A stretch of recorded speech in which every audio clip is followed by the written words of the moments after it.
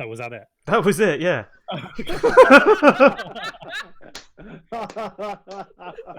God, one of these days we're going to get the start of a recording.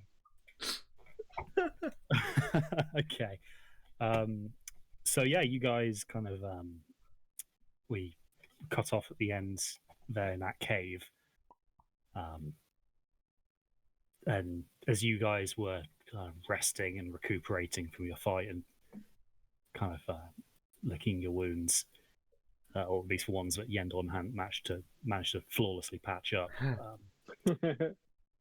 Torek has been studying this fountain, and it appears that he's discovered something else while you were all asleep.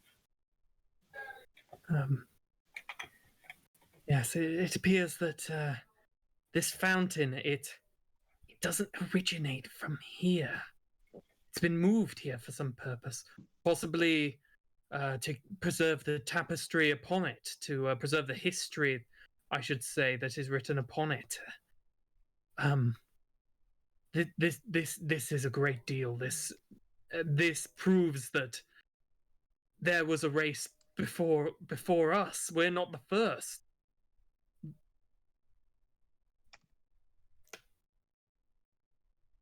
So, what's the significance of this? Everything we believed about history is now up for questioning.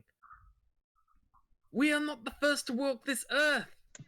There is so much to learn. We don't know a thing about this culture. It is that ancient.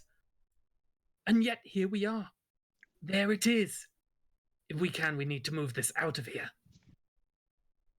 Tarek, the second thing you realized during your studies were that in one of these tapestries, not tapestries, sorry, in one of these carvings, kind of a night sky over the cities has a constellation, and it closely matches one that you've seen on your box. You reckon that with the right kind of astronomical textbook, you might be able to kind of decipher possibly a location. Ah. Okay. Oh yeah, this links back to the work I did with the Academy. My life's work all hinges on this.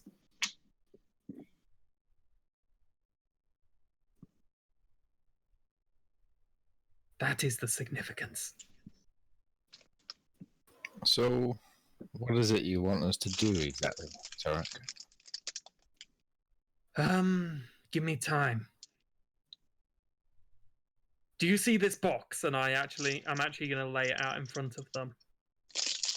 Okay, so is this the kind of thing that you would have shown them before, perhaps, or have you kind of been? I don't think so. I think I would have been awfully recluse with my work due to my past. Okay, so you guys, as Torek kind of produces this box, you can see that it's a very intricately carved thing with a few myriad swirls and patterns on it. And now that Torek's pointed out, you can see that a few kind of raised features might be stars if you were to look at them in a particular way, but you wouldn't have really got that without him saying it. But it's clearly not the craftsmanship of any kind of furniture maker you've seen.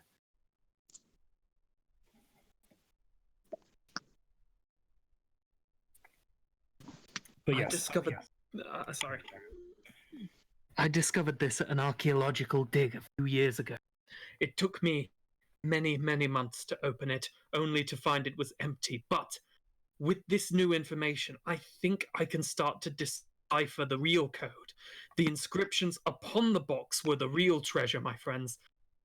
Maybe with some more time and data, I can translate what it means. I think they're coordinates to a certain place. Oh, and are we being watched? I'll look over to... I'll probably look over at Triss for that one. What kind of check am I going to need to do to figure that one out? That's a very good question. I'm probably going to say an intelligence saving throw, just a plain saving throw.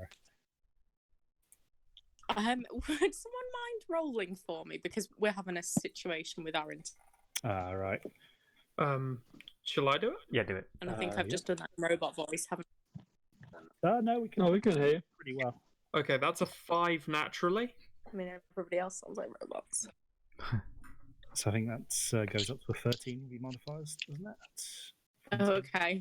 I can't remember what my modifier is on that. And Because I you've got can't learn plus 5 mage. intelligence and plus 3 proficiency. So, Oh, so 8. 13. Triss, you kind of take a moment to really kind of understand what Cool. Torok's asking. And when it kind of clicks, you don't really know for sure. It's not something you would be able to kind of describe with. You wouldn't feel it if it were happening. It's not something that you're consciously aware of.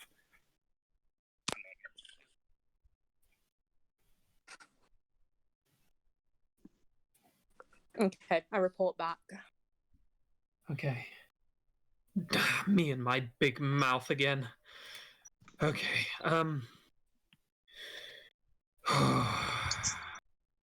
we are at a dilemma, friends. We could destroy the fountain. That would cover our tracks, and the only copies of the information therein would be in my book.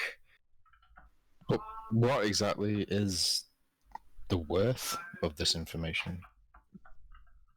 Is my pride not enough of a price? But why do we need to destroy it? What does it mean to anyone? It means the origins of what it means to be alive, to develop civilization. If we can understand what led to their civilization's downfall, perhaps we could avoid it for ourselves. Hell, even the...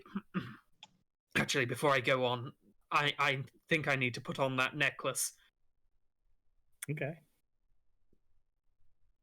Who's The got it? the amulet of scribe roofing. Mm-hmm. Yes, I don't want anyone to hear what I'm about to say. Okay. Roland hands it over. Alright, I put it on. Okay. I'm gonna say, on this fountain, it shows the historical account of a ritual being performed that caused their civilization to thrive beyond anything we understand. It somehow changed the world around them by bounding a deity down, and it somehow controlled the wildlife around them, giving them room to thrive. Look at this inscription here. Look at all the livestock they have. Isn't that excellent? Thousands. Guy, It's roll me a stealth possible. check with advantage, please. Ooh.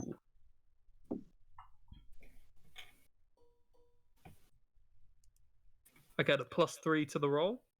That's a 19, Chief. Mm-hmm. Okay, so keep going. Yes, just in case we're being watched, I feel that this should be either destroyed or taken back.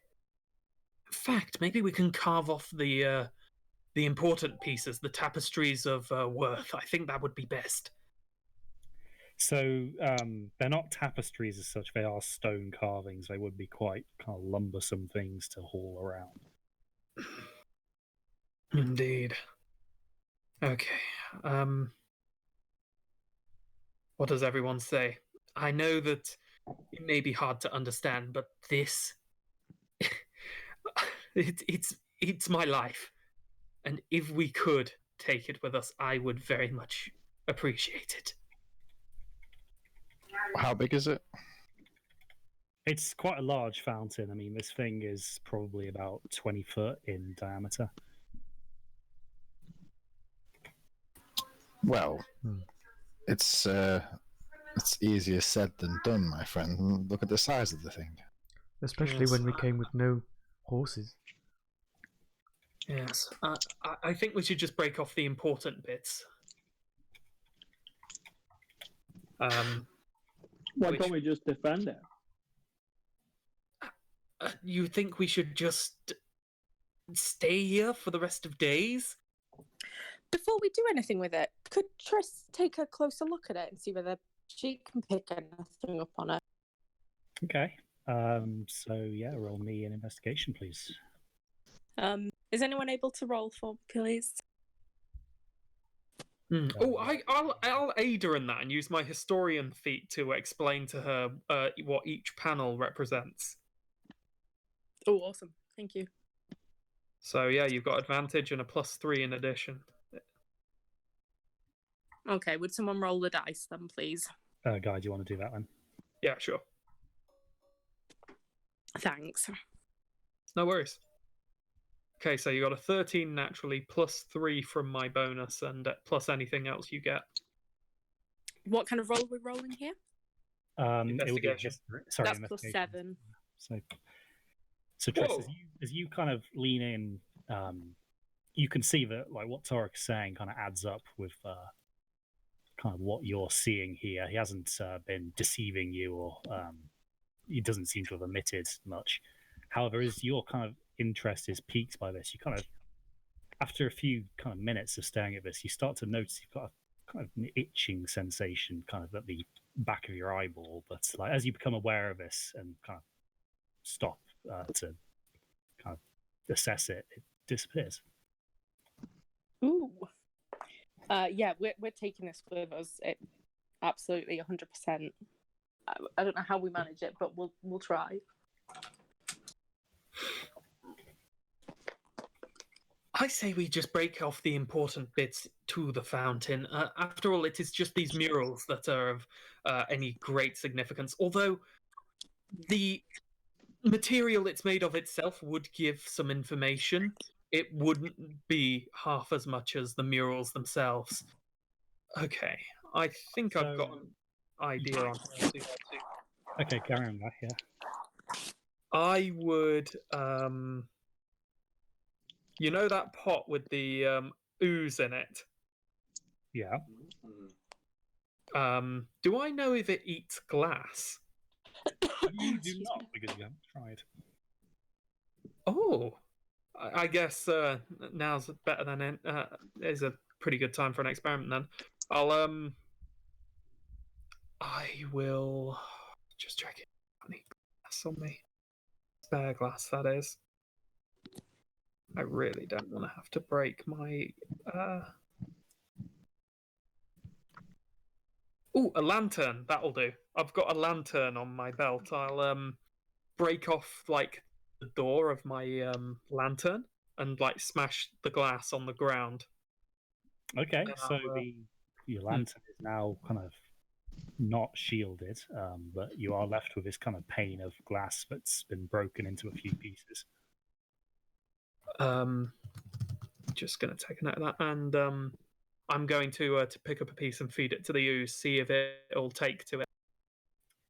So the ooze kind of, again, as the glass is lowered into the jar, it kind of rises up, and you see the glass go in, and it kind of just stays suspended in this thing. Doesn't seem to disappear in the same way that paper did. Okay, Or at that's least not quickly enough for you to notice. okay.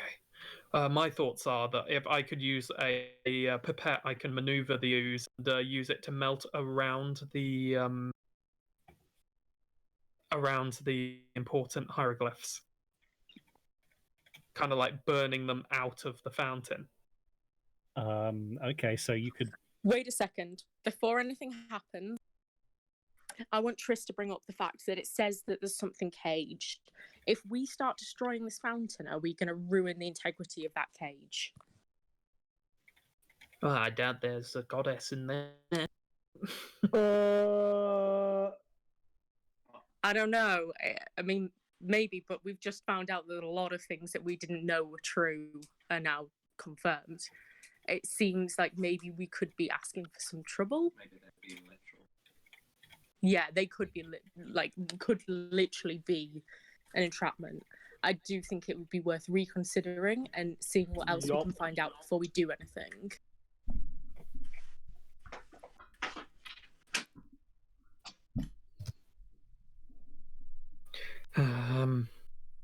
Okay, so you think we should investigate the fountain to see if it's okay to smash it? Yeah, absolutely. Hmm. So none of your study has kind of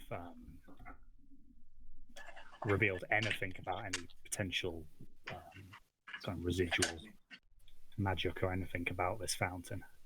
You've just been kind of looking at the actual kind of structure itself. Okay. I'll take time to cast a ritual. Okay. I'll cast Identify on the fountain to see if it's got any if it's magical in its nature, or if it has properties that we aren't aware of. This might work for it. It'll take 10 minutes, but if anyone's got any other ideas in that time, we I do. can apply those. I've got one. Uh-huh. Allow me. I cast the level 1 spell, Detect Evil and Good.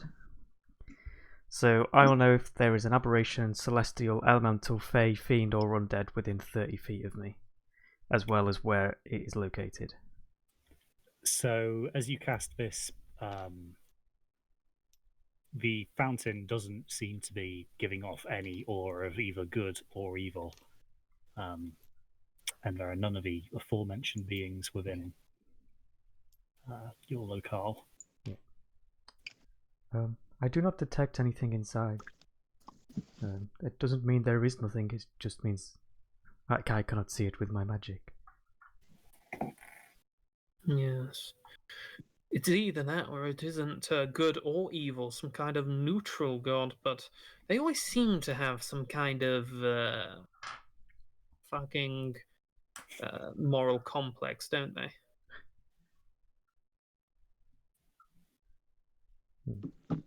Well, it detects celestials. Yeah. So it doesn't need to be Yeah. a necessarily good or evil celestial being. Titus does not think we should destroy these tattoos in the earth.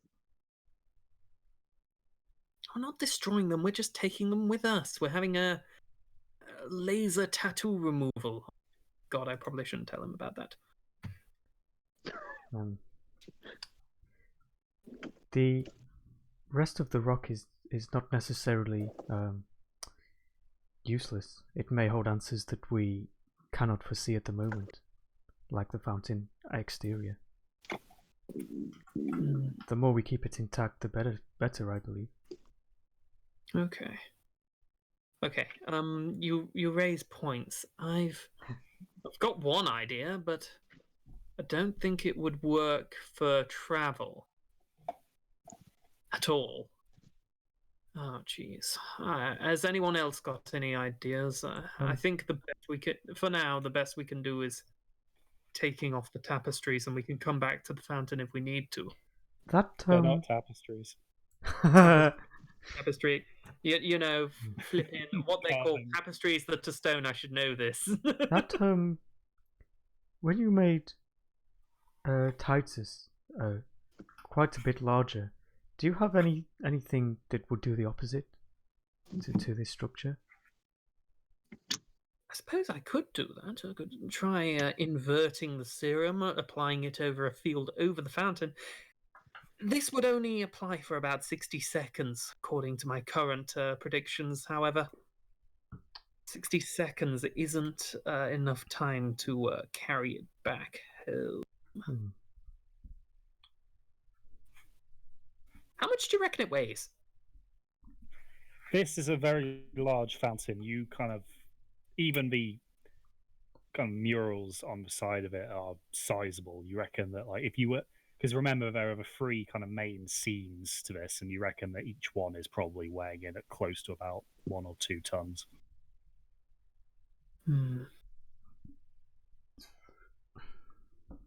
A fountain like this would require a small army to move. We may need to enlist the help of others. Perhaps the Order would be best informing them of what we found. Yes. And that would allow us to protect it, if that is our wish. I don't know if we'll be able to convince the Order to bring it back. Well, quite sure that some people would be rather interested to learn more about. Yes. Yes. Quiniel being key among. Quiniel and I have not got off on the best of terms, but yes, I can see your point.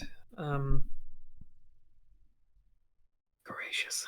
What to do? What to do? I've already got the notes scrawled into my book, you see, but I'm just so paranoid about losing it all again. The Order is rather interested in anything that will result in a monetary gain. If we spin it so that would be the outcome for them, then I'm sure they will be more than keen to protect the fountain. I suppose you're right. I mean, after all, this fountain could bring in scholars from all over to the halls. Yes. Okay. Do you think we should leave it here then?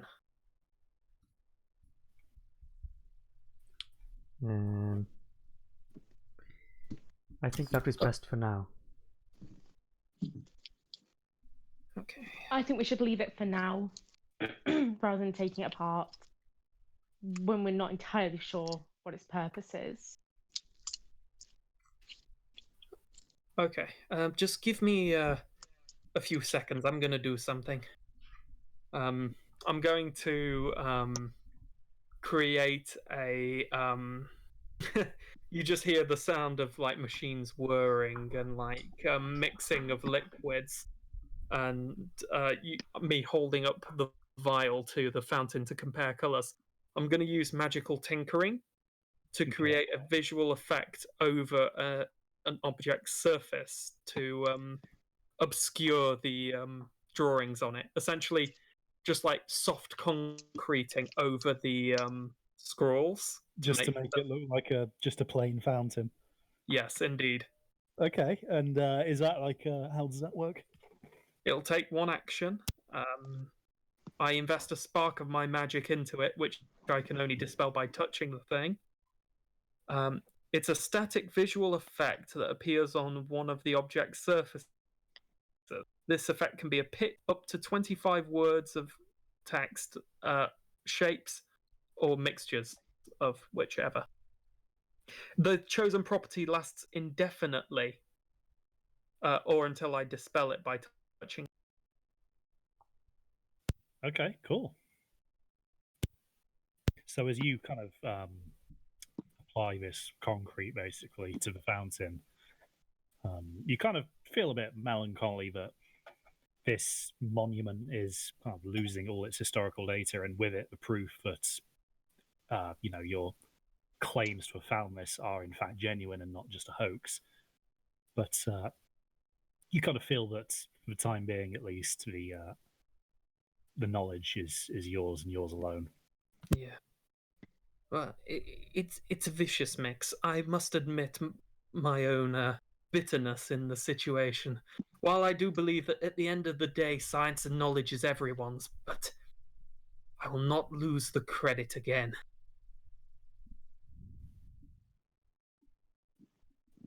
And I pray that none of you will judge me for my actions.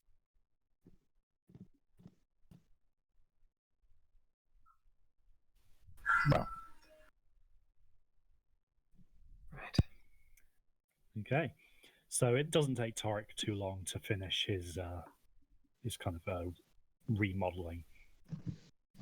He kind of seems to be a little bit downhearted by it, but he's done what he thinks is best.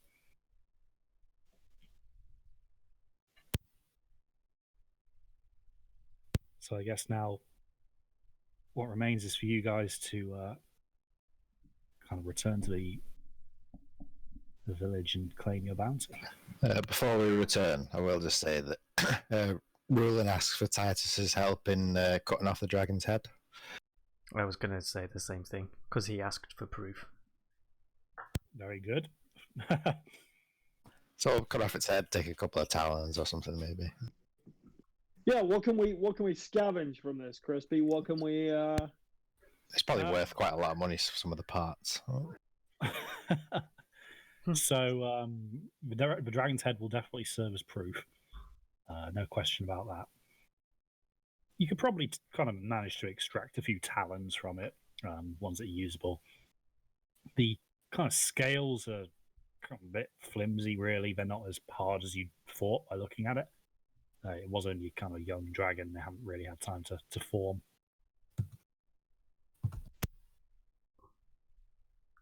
Oh, and everyone, don't forget to take your share of the 300 gold that we looted. Just as doing well. that now, 50 each, right? Yeah, so if everyone just adds Yep. 50 each. Wow, nice.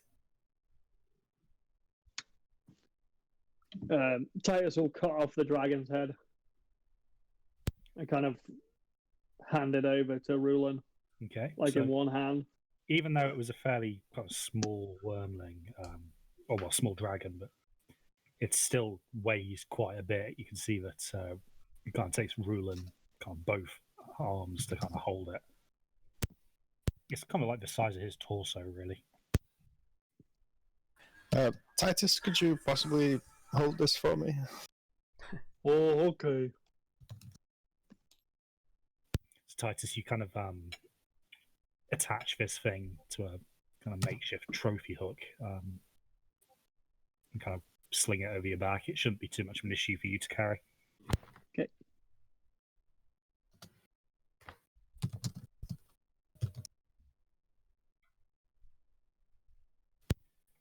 All right. So, unless anybody has anything else they'd like to do in the Dragon's Cave, to be back off to the village of Runeling, I assume. Can we make I'd it like back to in? take some blood. Hmm. Just Yeah, really. there'd be a reasonable amount of blood left in it. You'd be able to kind of drain some off. Although it will have kind of started to clot a little bit because it's been left overnight. So we did get a long rest then. Yes, sorry. So when Torek was kind of deciphering this, you guys were asleep. Okay. Yeah. So you guys have had a rest, but I haven't. Oh, 60 gold, right? 50 Or is it each. 50? Okay, right. Nice try then. Oh, I really wanted 10 extra gold, you guys. Okay. Should we be on our way? Yeah, I'm just gonna fill both my flasks with clotted blood. Nice. Yeah, I think we go. Okay. Um, So we should leave the net over the entrance so we know if anyone's been there. Sorry. I think we should leave the net over the entrance. That way we'll know if anyone has been near the fountain. That's not a bad call. Yep. Let's do it. Do the clever one. okay, so you guys kind of make your way out and reposition the net so that it's again covering the entrance to the cave, and kind of make your way back to a village of Runeling. And it doesn't take you too long. You've obviously travelled this route once before, and it wasn't a particularly long trip in the first place. So you get there come about 11 o'clock. As you approach, you can see that the kind of the town is.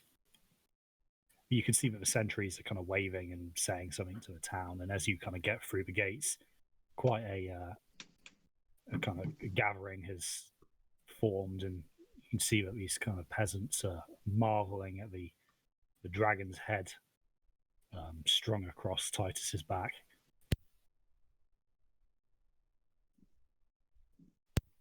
So you guys make your way kind of through to the center of the village to this elder's hut, and he's kind of standing there outside waiting.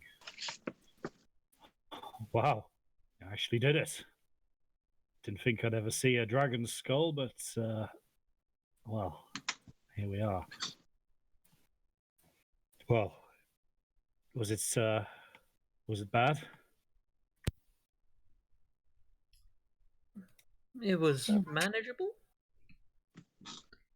It could have ended with a lot worse. We came out okay in the end. There was, we did pass through a village on the way to the dragon. Unfortunately, it's they've been completely destroyed. I wondered why we hadn't heard anything from them for a while, but I guess that answers it. We don't often trade with them, usually only at the annual market, but I guess we won't be having another one of those. He's kind of a little sad about it. You can imagine that a fishing village would have offered some much needed variety to these people's kind of daily diets, but it's not the end of the world for them. Now, I expect you'll be wanting a drink. If you wait here, I'll go and fetch it for you. And he kind of turns and kind of walks back into his house, and you kind of left out in the middle of this square, and I've got a few kind of village yokels again. Just, I mean, this is like a big thing. Not much goes on in this this village, so they're quite keen to come and see. I mean, they'll be telling this story for a long time. You can kind of see that straight away. But after about 5 minutes or so, the village elderman returns, kind of with the little kind of lockbox that Triss saw earlier, and he kind of opens that up and starts to kind of pull a few pouches out. Let's see, here you are, 900 gold as we'd agreed on. He kind of hands that over to you, Rulin. Ah, thank you. Now, will you be staying the night? I imagine there'll be some celebrating. It's we could definitely raise a pitcher or two now that we know that we're not going to be engulfed in flames anytime soon. What time is it? It's about 11ish, probably half past by the time you've kind of got into town. In the morning. Yes. So from here, it'd probably be a day and a half travel back to Caer Emlyn. Yeah, we could stay. I don't think we're in a particular rush to get back. Yeah. Staying for a bit sounds okay. Sure. So, you'll stay then? Yes, we will stay. Excellent. It's always good to have a few stories told around the fire, and I imagine you've got a hell of a few stories to tell us. It's not often we get slayers here, and when they are, they never stay. I'll make the necessary preparations. Please, again, feel free to stay in my hut, but we'll have a real party tonight.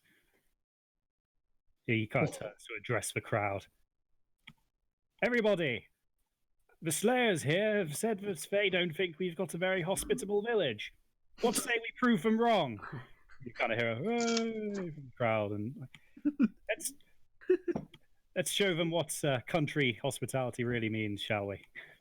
And kind of people start kind of nodding in agreement. So they can tell that the alderman's really just looking for an excuse to have a bit of a piss up.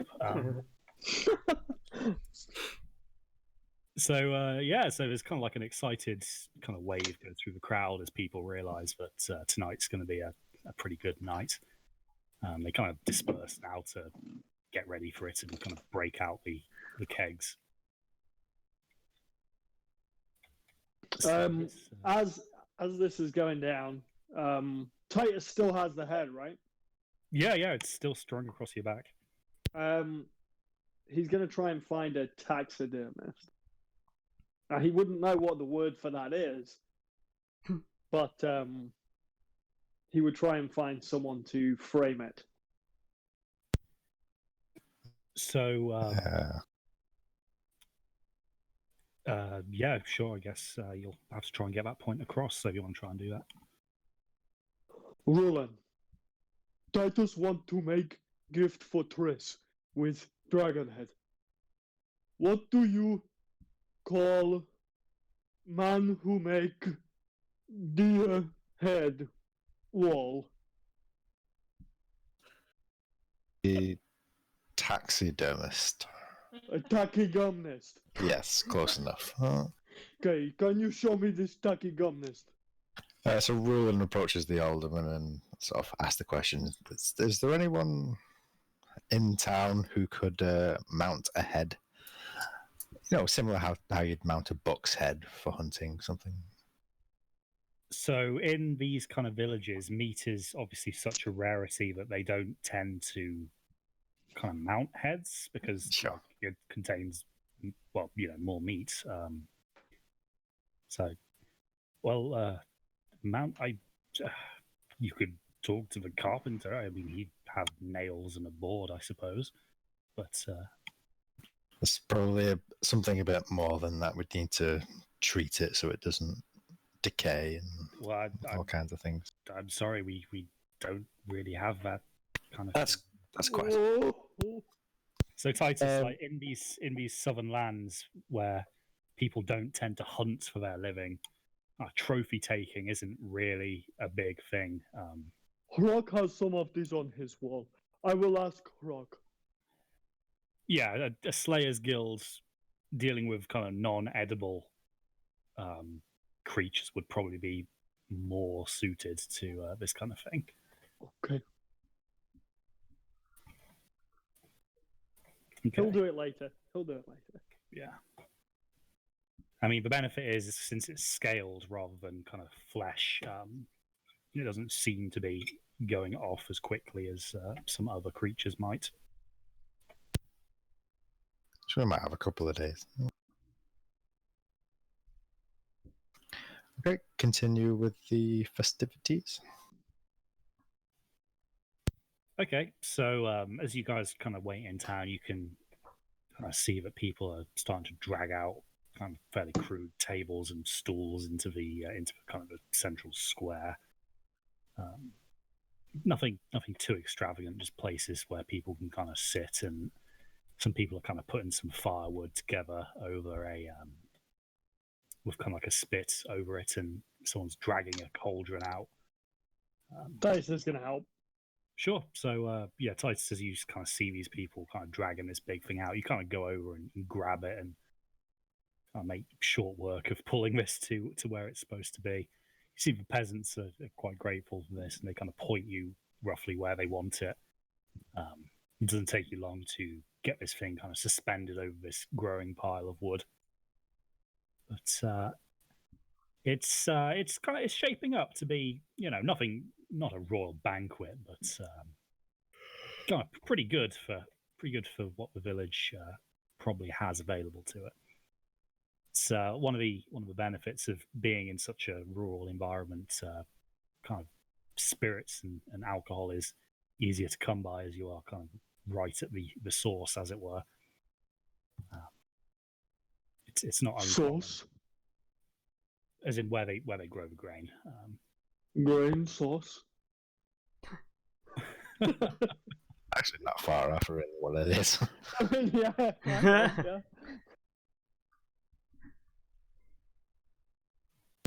So this continues for a few hours, and as the night starts to draw in, kind of more and more people are kind of coming in.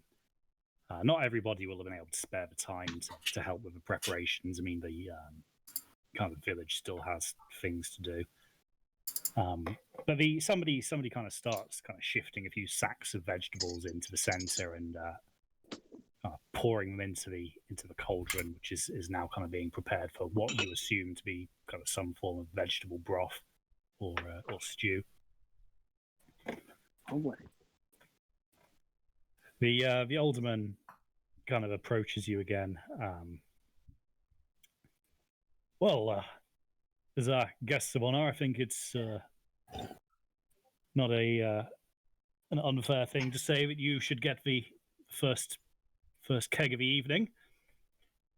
I'll broken one out for my own personal supply, so here's to you, and he kind of hands you each a kind of a firm tankard and kind of gestures you to follow him to a table where kind of a few kegs have been assembled over the last few hours.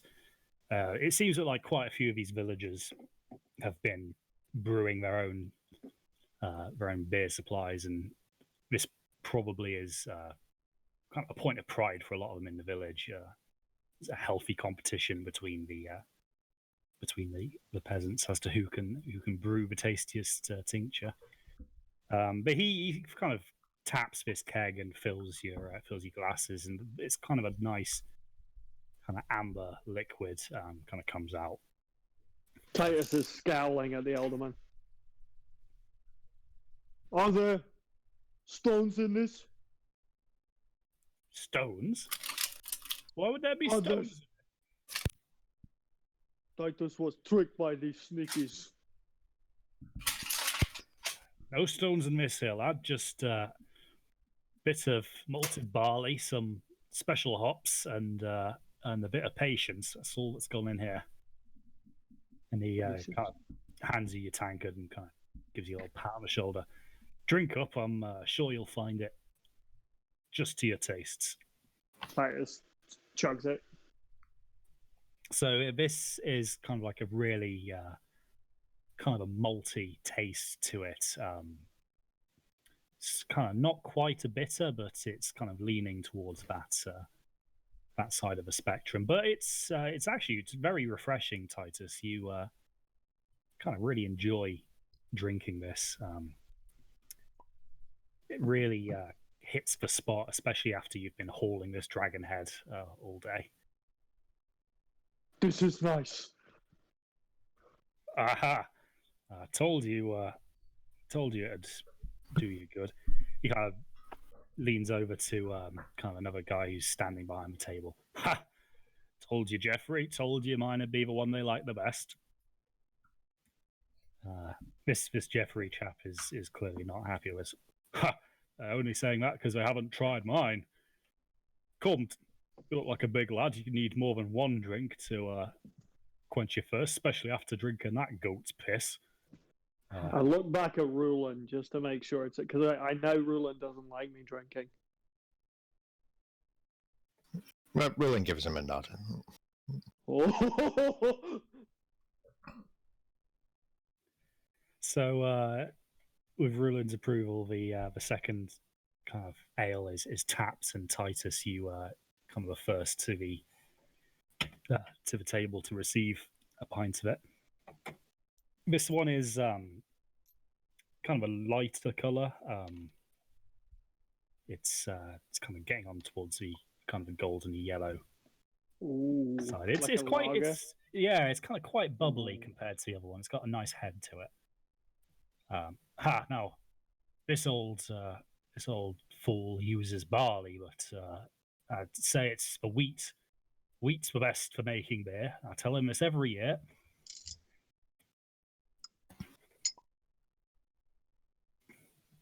Type downs it. So this one, the hops really kind of hit you. You don't know what he's used for them, but really nice taste to it again, but quite a lot lighter. It's a very refreshing pint. You'd really struggle to say which you liked best. They're both different. Oh, Iron Tooth, you should try these.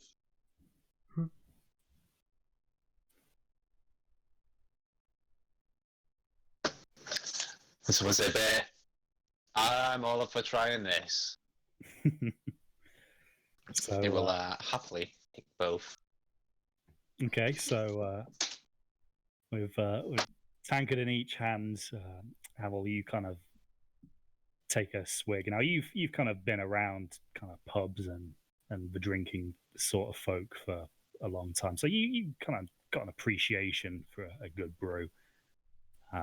And both of these are, in fact, good brews.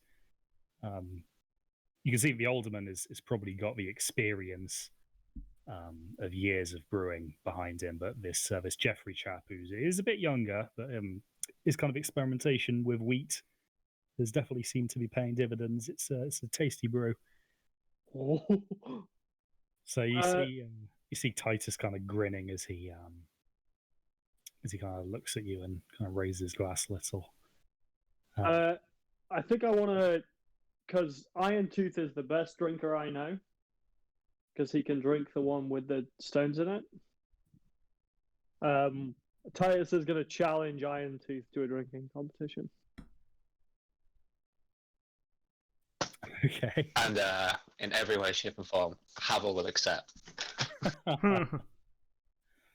Okay. Ruin begins to regret giving Titus the nod.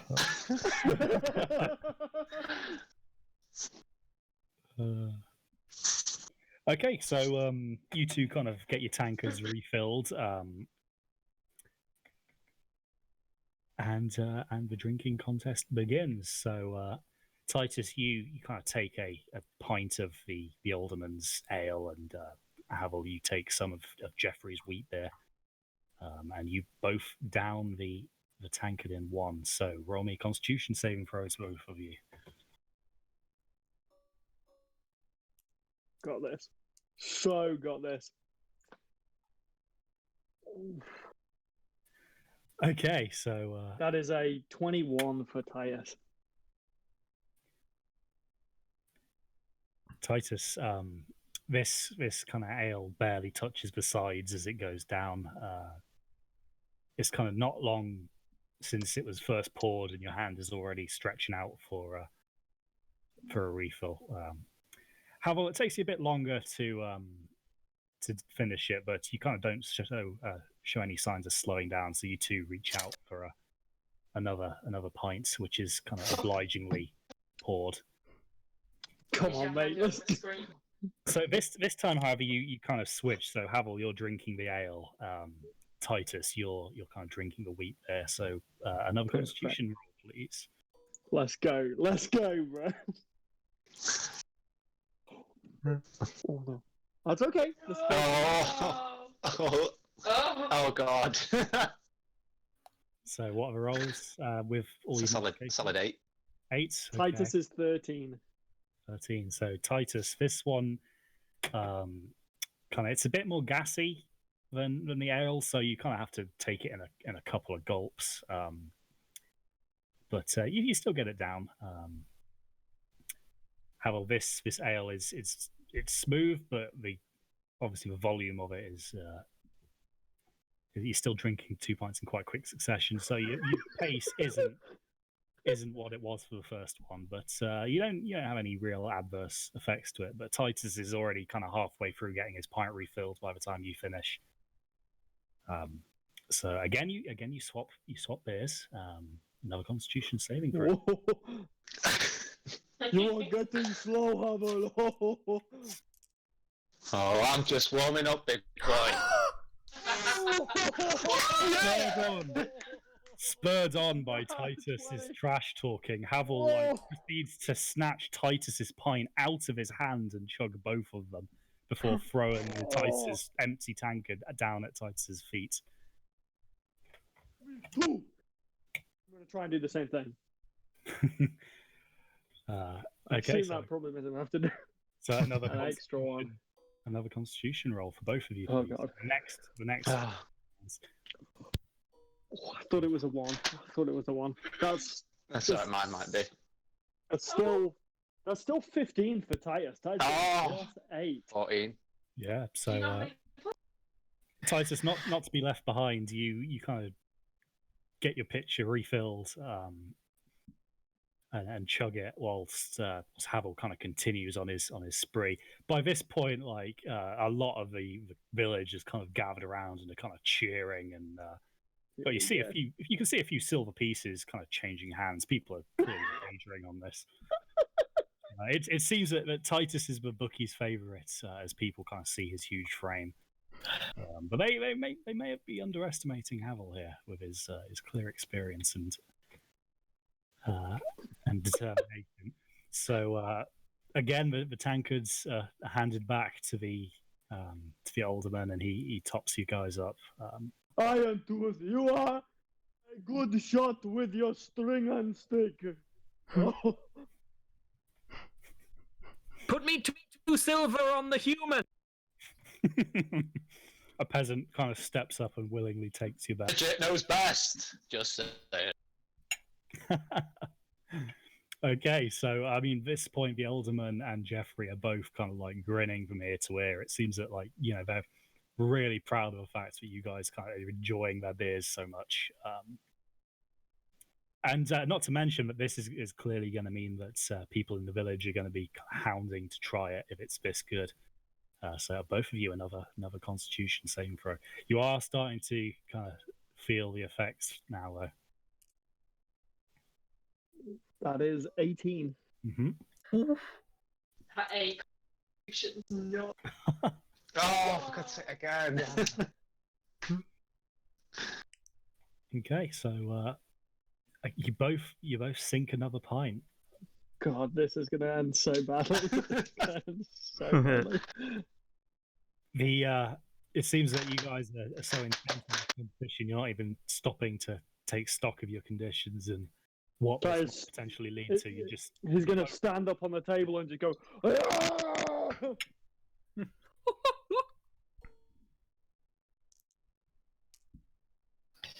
the table holds. It's quite sturdily constructed. Don't do that to me. It's clearly kind of, you know, suited for these big gatherings. People are known to stand on tables. So Titus, you kind of get up. That's what I was waiting. You get up and roar, and another pint is kind of passed up. So both of you, please, another Constitution saving throw. It's so long since we had a furniture saving throw.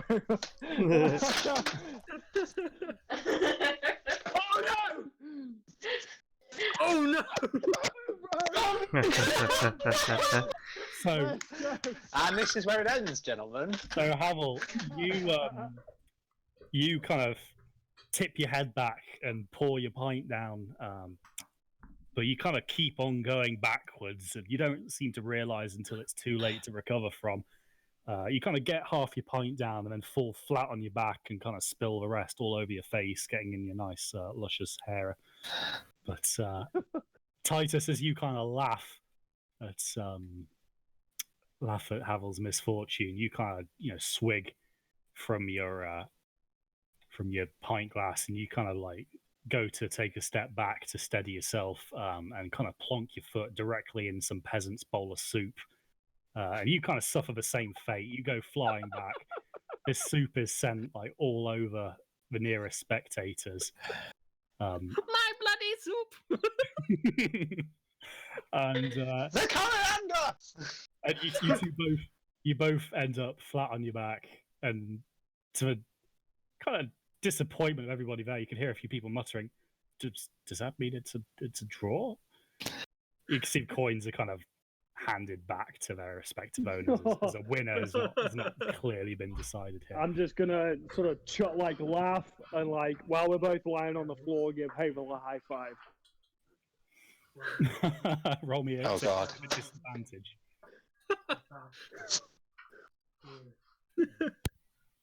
Make all colours first. Wait, Jazz, what was that? Sorry. Oh, to hit roll with disadvantage. yes, please. You got it. Today. That's a crit fail. So you go to kind of high five Havel, but like because you're seeing two of him right now and you're kind of on your back, you kind of just basically slap out at him, completely miss, and just kind of like smack him in the face. Oh no! Havel, this kind of like your head's been spinning, but this kind of fairly brutal slap from Titus kind of like rings through your skull. Now you've gone from seeing double to just a downright concussion. Oh no! In fact, roll me a Constitution saving throw for that. No, don't do this to him, please. Please, come on. Oh, you're such a dick. Oh, come on. So this is kind of a last straw for Havel, who was already struggling to remain kind of lucid, and he just blacks out. Oh, no. And it's quite clear that he's not going to be with us for the rest of the evening. But Iron Tooth. I'm gonna like crawl over to him and try and shake him awake. And meanwhile, the villagers are kind of laughing their asses off. This is a great night, and it's only just getting started. The soup has barely been distributed. Like people are only on like the second pint or so, and you two are kind of in this condition. shit. So, God damn it. because somebody's kind of broken out a lute somewhere and is kind of strumming a kind of a hearty jig. Few of the peasants are kind of like getting up and starting to have a little dance around in the kind of village square around the cauldron. But yeah, festivities are definitely in full swing by this point. I'm gonna pick up Havel, his unconscious body, and I'm gonna try and carry him to find Rulin. Okay, so you kind of pick up Havel's unconscious form. There's no resistance there. He's completely away. You kind of stumble backwards and forwards again through some of these dancing peasants who kind of scurry to get out of the way of this swaying Goliath. You find Rulin. In fact, you're quite pleased with yourself because not only do you manage to find Rulin, but you managed to find two of them. I find you. That's so dumb. Oh, Rulins, I did this thing. Oh my. Go find Yendor. No, he really just doesn't want to deal with it. Oh, okay. Find the heel tooth now. I'm gonna try and find Yendor. Okay. So Yendon, what have you been up to while these two have been drinking the evening away? Yendon's been around the less rowdy area of the bar, just sat casually enjoying a drink and speaking to any of the people from the village who want to hear from my stories. So the kind of the tales that you're telling have been drawing in quite a few kind of avid listeners, especially like a lot of the children have kind of gathered around and kind of sat like eyes wide, just staring in awe at you. It seems that the kind of the tale of Care Pengonus is a particular crowd. Oh yeah. Especially as this is obviously a lot more poignant for them as they've narrowly avoided a similar fate themselves with you guys having defeated this dragon. Yeah.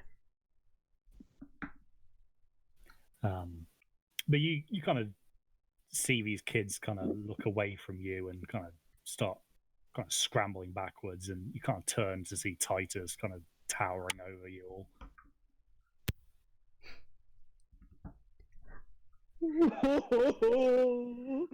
Yandon. What is the matter, Titus? I do this thing. And just hold out Havel unconscious. Huh. What have you done to Havel? Oh, I slap him in face.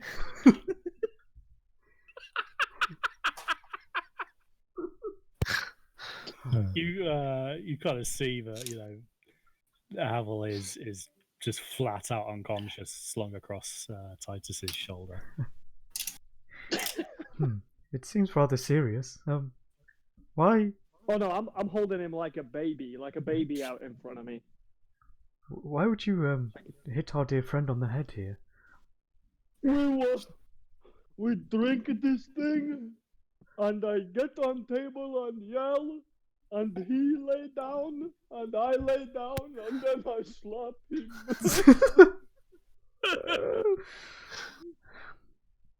Okay, Titus. There's no need to worry. I'm sure he will be fine. Did he drink a lot as well? But he can't afford this fine. Did he drink a lot with you?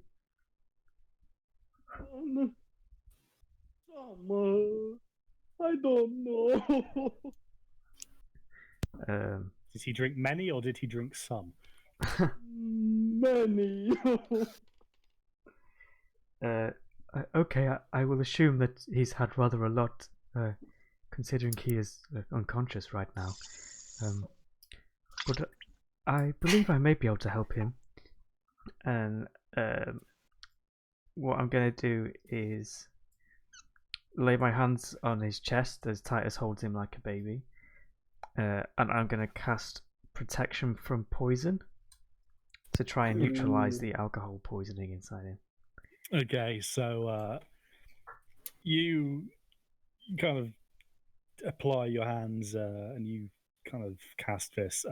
You know from experience that this is not a hangover cure, but it's unlikely that Havel is now going to get anything particularly dangerous occurring as a result of this this rapid intoxication.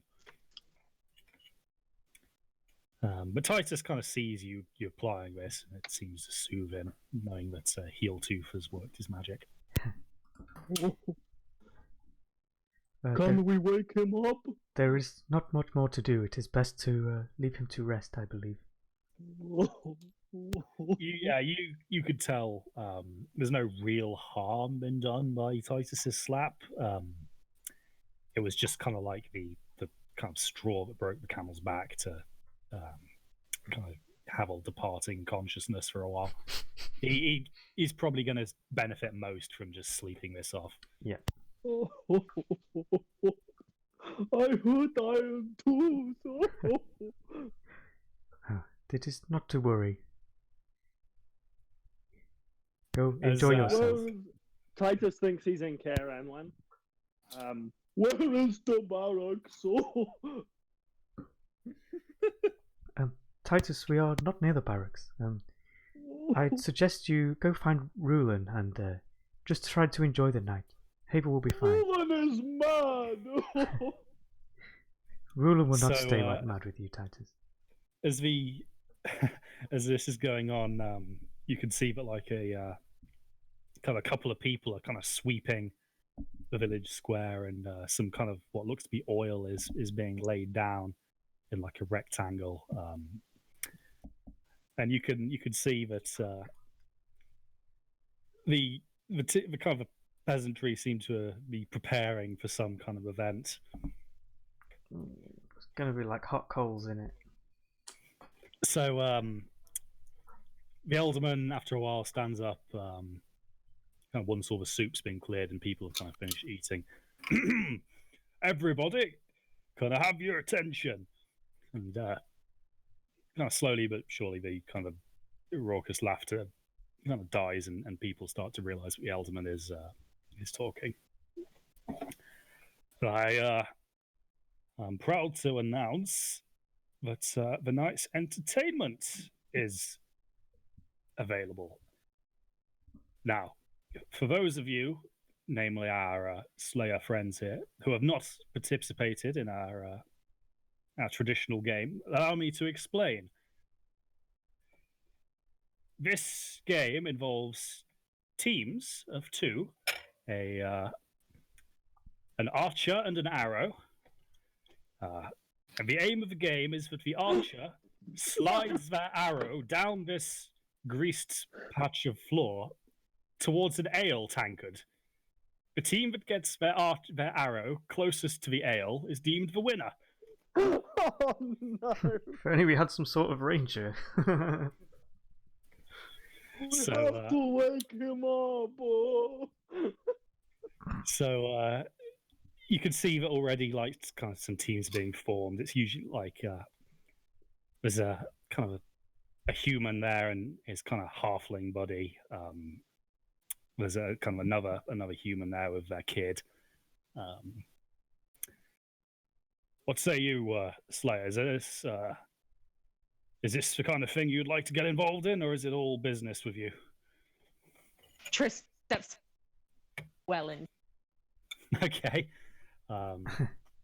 So he looks at you and, my spirits.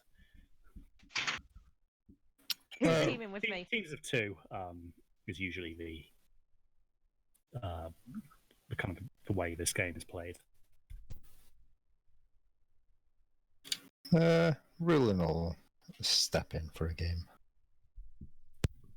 Okay. So, anybody else like to participate? I would take part. This sounds rather fun. Okay. Torek? Oh, I'll get all. Go on then. I suppose a little celebration is called for. Excellent. Well, then if everybody's ready, the first round will commence. So, how this is going to work mechanically, each of you will need to decide between the teams which of you is going to be the archer and which is going to be the arrow. The arrow will then be kind of launched by the archer. So tossed, slid, thrown, whatever. I thought it meant like actual arrow. So. Oh no! Yeah, I know, me too. That's why I was so sad about Hamill. They're sliding him across. Right, that makes sense now. You know. Think of this like curling, but with people. Yes. Oh, okay. It's what I used to do to Bobby Monkton. Okay. I don't think Titus would do this, but it would be funny if he played with Havel's unconscious body. But he wouldn't do that. He's not gonna do that. No, Titus is drunk and he I wouldn't think miss he'd out. go to do it. Definitely. Okay, he's absolutely. You can always try. Havel, do you want to play this game? Havel doesn't say no, so he's clearly up for it. Play this game. So at the kind of the edge of this rectangle, you've got these two pairs of villagers. You've got kind of Rulin and Triss, kind of about equal size to each other. You've got Yendorn and Torek, and then at the very end you've got Titus with kind of Havel's body slumped over his shoulder. Do you think we should stop him? Or are we just going to let this happen? I think he's. Like, is it okay? He'll probably be fine. Okay. You're not gonna let this happen. Oh god. So God damn it. the first pair step up, and it's the kind of the man and his halfling pal. So he kind of gets a firm grip of the halfling's kind of back of his trousers and the kind of collar of his shirt, and he kind of takes a couple of paces, run up, and then slides his halfling down. So let's see how well he does with that. So he kind of misjudges the angle a little bit, and it goes a bit wide of the mark. The halfling ends up probably about 3 foot kind of to the left of this tankard. Now arrows can't move under their own propulsion. That's kind of the rules of this, but they can try and fend off other arrows if they get within arm's reach. Okay. Next up, you can see the man steps up with his son, who's kind of clearly loving this. Takes kind of a similar technique, and kind of the kid kind of stretches his hands out, kind of to mock the shape of an arrow, and he kind of slides forward. Oh. And this kid kind of like slips along and kind of manages to wrap his hands around the beer. So he's kind of like the lead now. So with this, the alderman steps in. Well, now it's a matter of whether these slayers can split the arrow. And you hear the crowd going, oh. Just to clear this for newcomers, now that an arrow has secured the beer, when you are slid down, the remaining arrows, if you can wrestle this pint away from the arrow who has it, then you have split the arrow. You hear Torek just go, like taking candy from a baby.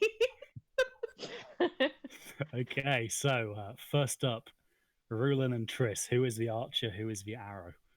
What's the role based on? Can I just Um, say before we decide that, could Triss just volunteer to be the arrow anyway? Okay. Okay. But out of curiosity, what is the role? So the roll is going to be an athletics check for the archer, and if you get close enough to steal it, it will be a sleight of hand from the arrow. Okay. But we're both Your about equal. thoughts on that? Oh, robot Triss. Oh, Jesus. What are your thoughts? Is that okay to go ahead? We are. Yeah, let's do it. I mean, I have a -1 on athletics, so I'm definitely not going to be any good at that. Yeah, all right. Let's go. So, Rulin, you kind of what technique are you going to be adopting for this? Are you going to be going with what the peasants have gone? Are you going to try something new? What's Well, Rulin's a little bit uncomfortable at the idea of grabbing a lady by the back of her pants and then throwing her down. So Yeah, he's a monk after all. He could Yeah. Darling, strike that. but yeah, it'll attempt to do it similar to the way the way the so others, you, obviously, but with a not a child. Yeah, so you it's kind a of- little bit. You tentatively kind of grab Triss and kind of go to slide her along. She's not to be rude, but heavier than the previous arrows, so you kind of take a few steps and throw. So make me a roll, please. Athletics. It's just +0, so it's a flat. Oh, Oh my So- god. Ruling Oh, come on! out of nowhere, the kind of the strength comes from you. It's probably your key, actually. Right, That would be how you've done this. You've kind of found the balance points for Triss and managed to slide it perfectly down the center.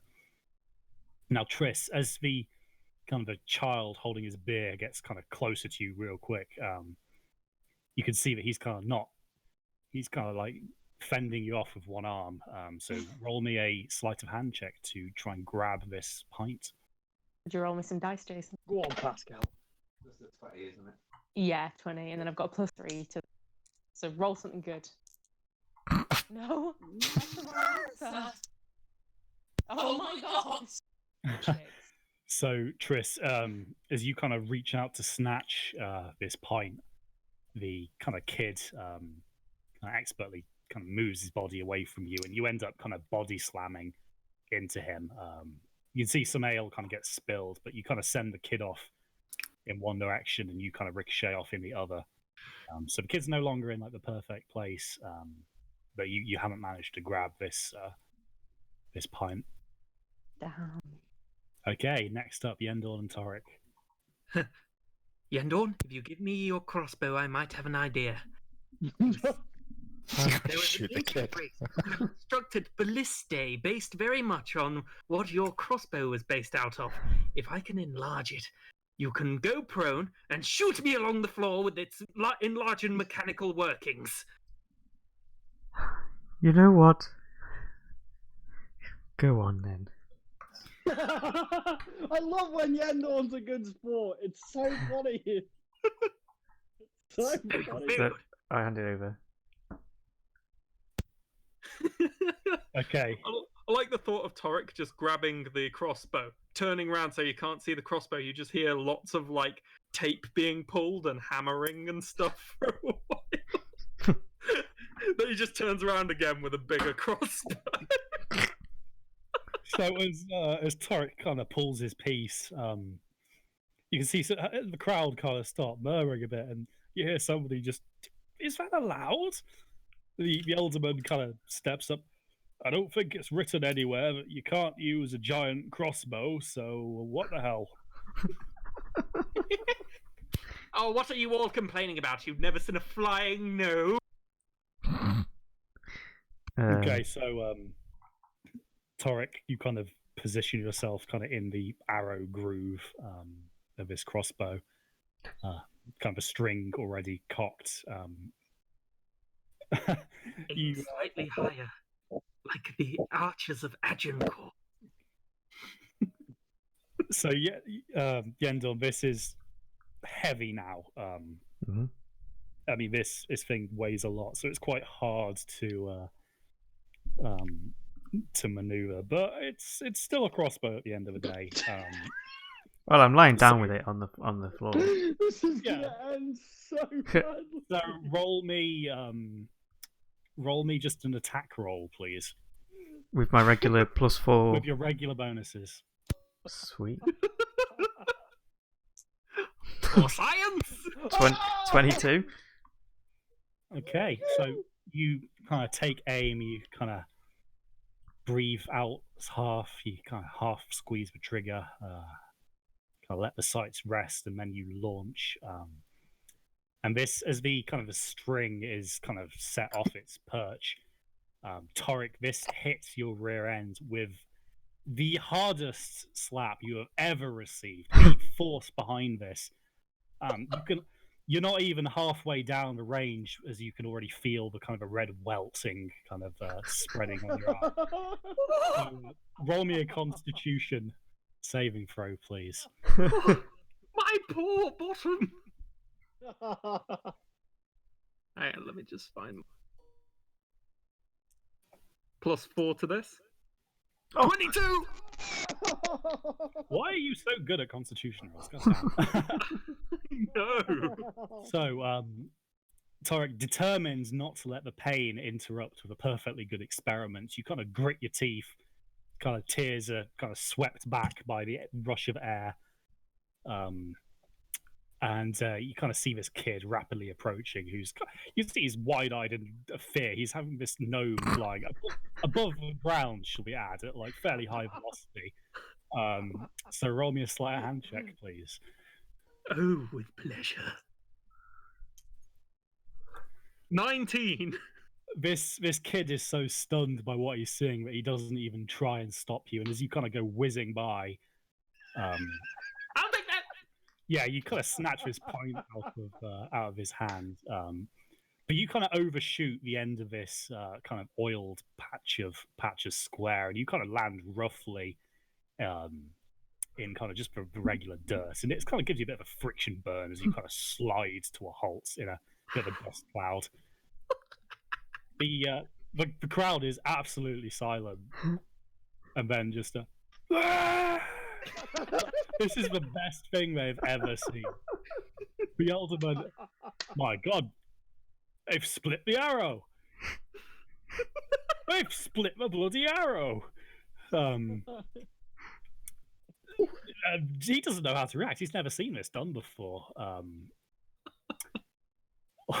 It's going to be a hard one to beat as he kind of nods to Titus to take his place. So Titus, you can see now that Torek is now quite some distance away from the starting point. You reckon you could probably throw Havel that distance? I mean, it wouldn't be beyond your strength. All right. Okay, we can do this. And so I whisper to Havel, who I've forgotten is unconscious. Swear to God. I'm just gonna whisper to him. I'm just gonna be like, split the arrow. Like it's, like a special code. I'm just gonna chuck him down. Just by his scruff of his neck and his pants, I'm just gonna throw him down. So, Titus, as you kind of like take your run up, instead of the tried and tested sliding method, you kind of send Havel up in an arc and he flies. Roll me an attack roll, please. Oh my God! I'm gonna go reckless. Reckless. Okay. So you take a big run up from this. Throw him like a javelin. That is 21. 21, okay. So Havel goes absolutely hurtling down this thing. It goes past. Now, Havel, you are too unconscious to try and make a grab. However, Torek, roll me a dexterity saving throw, please. Oh god. Right. Should be easy. I mean, he's unconscious. Oh no. 12. What's happening? Torek, you've only just grabbed this pint and you've kind of just grabbed it, dusted yourself off, and as you turn around, you could just momentarily see Havel's kind of unconscious form flying towards you, and it kind of hits you square in the face. This pint is sent flying. It's kind of like it's spilled entirely, as you and Havel are kind of like entangled now. At this point, the village alderman goes, "Well, the pint it's been spilled. I guess nobody wins." But Titus! Someone get him off of me! I'm gonna. oh well, guess that means drinks for everybody then. And there's again another roar from the crowd. This you can tell this is probably going to be a night that's talked about for a while in the village of Runeling. But the evening kind of returns to its drinking and its dancing. That's the night's kind of main scheduled entertainment is concluded with this. I'm gonna go and run over to Havel and be like, "What did it?" I have been stuck under his body for 15 minutes!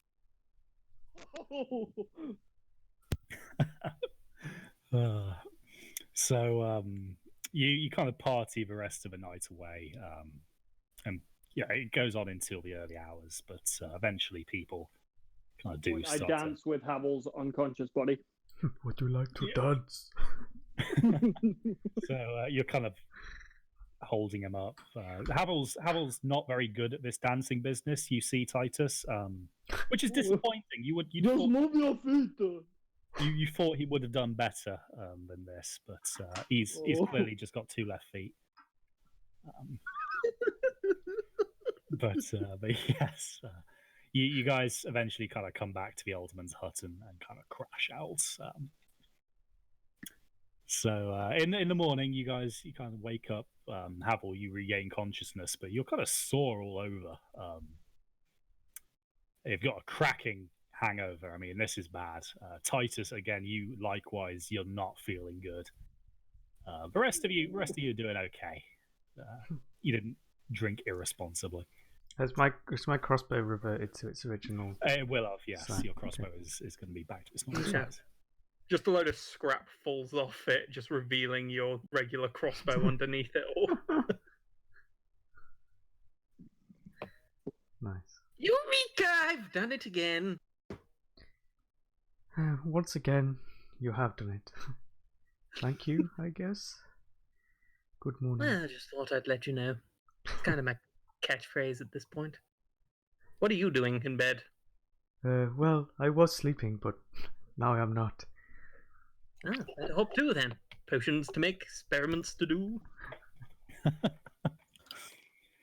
The kind of a subtle tone of your kind of passive aggressive nature has just not really seemed to lodge with Torek.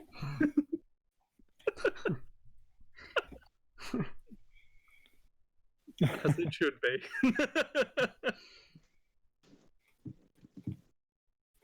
Cool, I've crafted up another transformation elixir. Okay, sure thing. Spell slot? Nah, I'm not going to bother this time because my flasks are full of blood. Oh, of course they are, aren't they? Yeah. Right. Well, as you kind of wake up, you can see again the alderman's kind of left you guys a basket of bread, but he's not there. He's not slept in to kind of recover it. Hasn't really had the need to, so he's clearly out at work. But he's left you breakfast for your kind of trip ahead of you. What's on the menu today? It's just bread at this point. Okay. But yeah, it fills the stomach. Well, I think we should say our goodbyes and be on our way back to Care Emblem. I agree. We should leave this lovely place behind and carry on with business. On our way then. Okay, so kind of with Havel and Titus in tow, kind of together in their misery. You guys kind of make your way out, and you can see that the village is kind of getting back to its usual self. The tables have been put away, but you can still see like the kind of burnt kind of patch of dirt where the fire was, and you can see that the oil is still kind of slowly seeping away. It's kind of a darker area. But you make your way out of your village and back on the road to Care Emlyn. So takes you a day and a half to get there, but you get there. So Havel and Titus, your kind of hangovers have had the time to kind of wear off by this stage. Another night to sleep it off has done you the world of good. But yeah, you kind of find yourselves kind of arriving at the gates of Care Emlyn without any trouble on the road. Cool. That's rare in this world. So quickly grab a map for you. So yeah, it's a bit quieter in Care Emlyn today. The kind of the usual spas don't seem to be happening. You can hear that there's still the forge up and running. That's one of the things that usually doesn't change here. But it's kind of about early evening when you get back.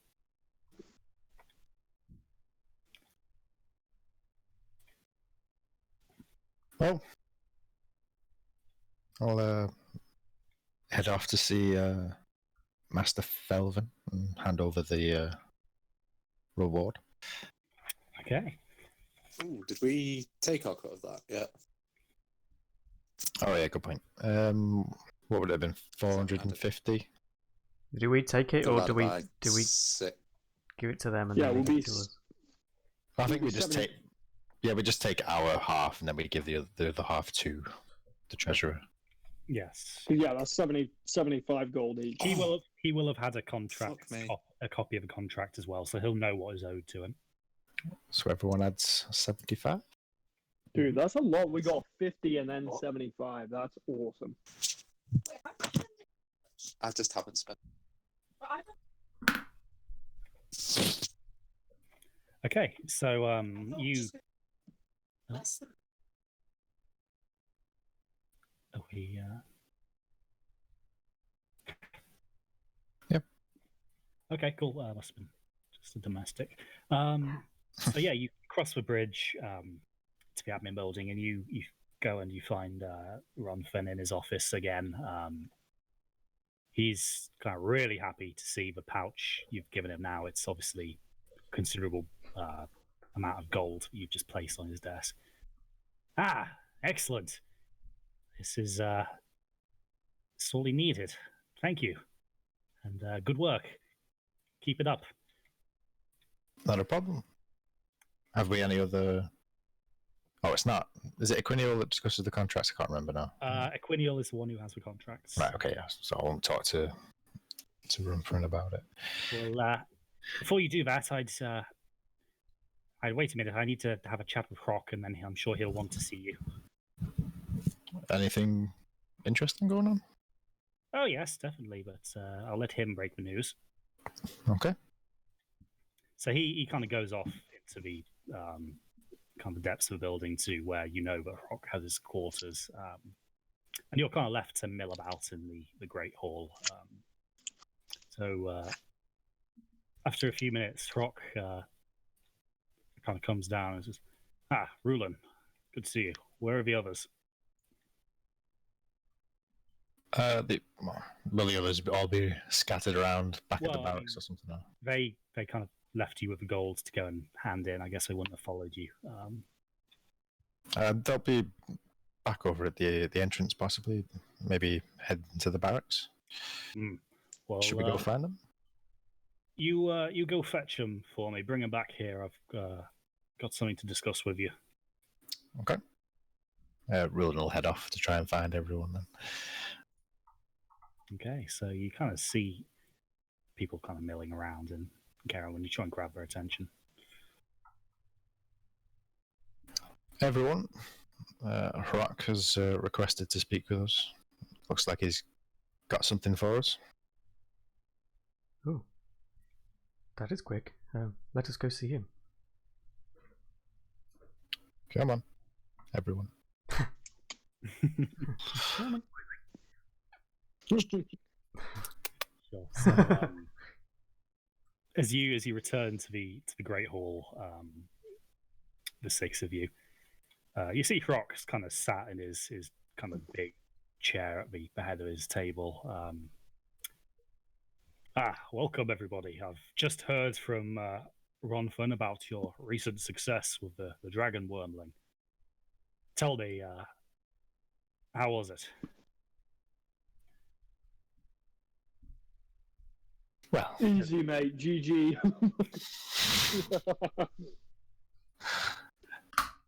it was a challenge, but we did all right.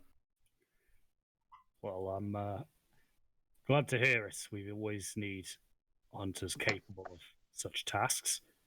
In fact, that's why I've gathered you here today, in recognition of your service to the guild so far and your ability to bring down such a creature. It's my honor as leader of this guild to present you with your iron badges.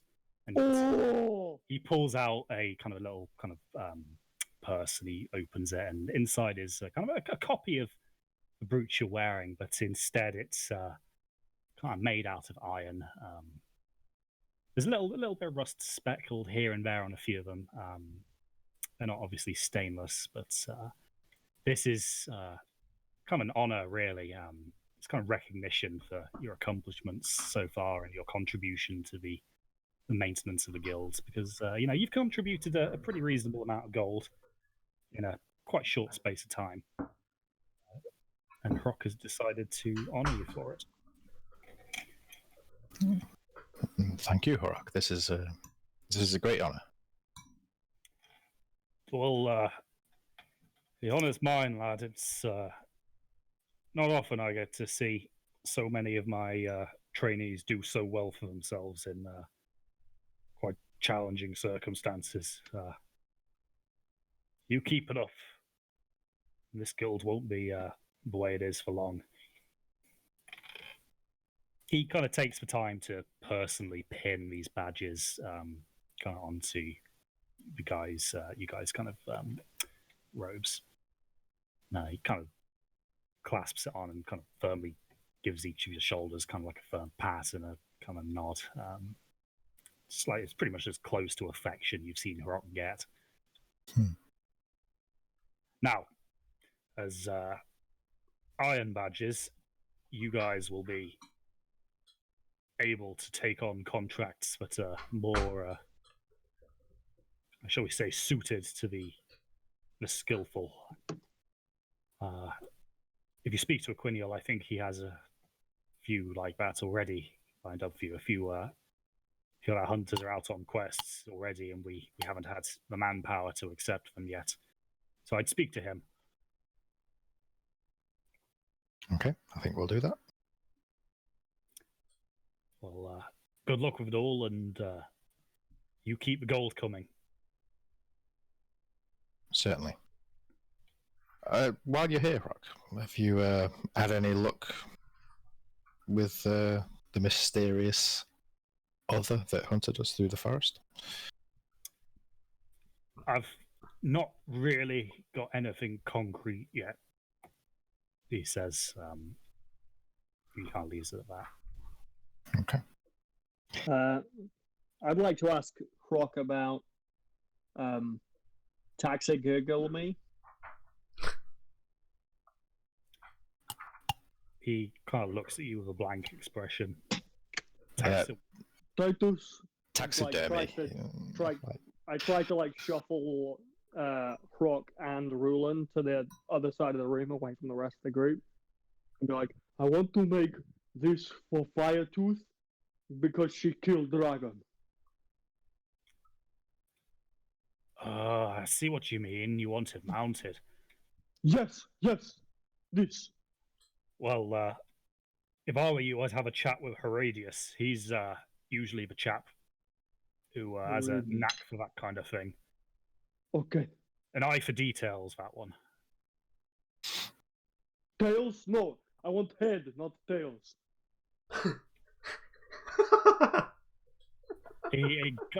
It takes him a while to figure out what you're saying. Oh yes, Titus. That's what I meant to say. My bad. We're just waiting for you to follow that up with I can't make heads or tails of what. I wouldn't do that to him. That would be out of character.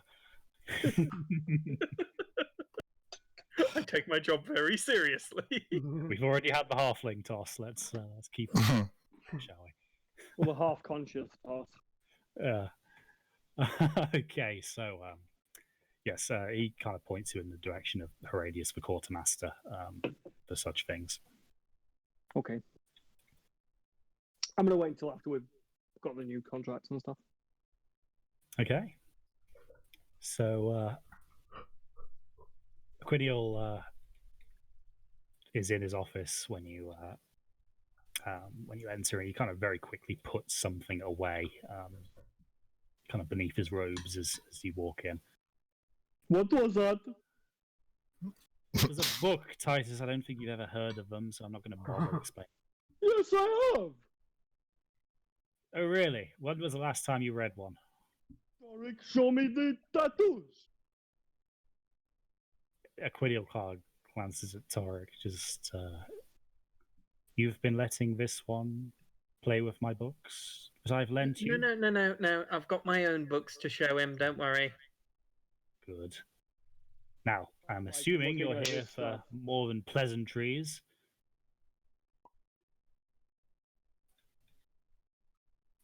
Does Tarek want to talk to Cornel about the... Yes, Quiniel, perhaps we can talk about this in a more private environment. We discovered something on our last quest, something of great significance scientifically. You can see his interest is piqued by this. Scientific interest, you say? And what exactly would that entail? I'm going to go over to a desk and open up the notes in my book to show the charcoal scratchings I took and essentially just show him what we found. So Quidial kind of stands up and makes his way over. He doesn't particularly like you that much, but out of professional courtesy, he's gonna kind of take a glance at what you've kind of discovered. He casts his eyes over it for quite a long time. Actually, he seems to be really trying to digest what's kind of on the paper that you've got. Where did you find this? Did you say? The cave where we just took the where we slayed the wormling. Well, if it's veritable, then this is big. This is very big. Indeed. This is probably one of the biggest prehistoric discoveries of our time. Yes.